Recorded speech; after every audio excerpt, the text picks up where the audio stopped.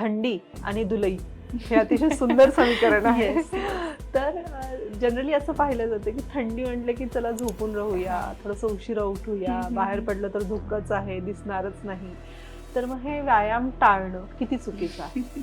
खूप चुकीचं आहे. मी कायम सांगते की एक्सरसाइजला सुट्टी नाही. नाही द्यायची आहे.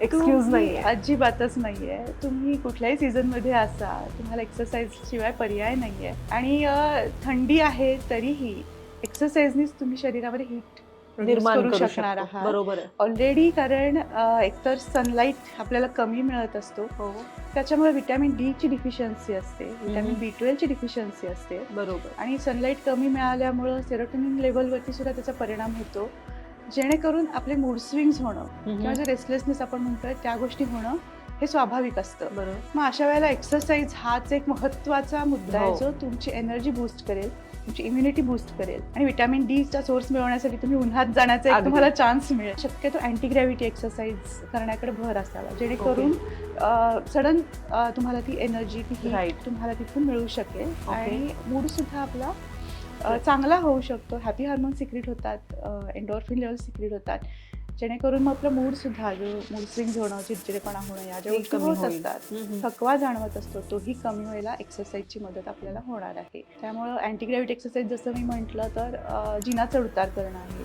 सायकलिंग आहे, हो. किंवा तुम्ही घरीच करणार असाल तर जागेवर जॉगिंग करू शकता, दोरीच्या उड्या मारू शकता.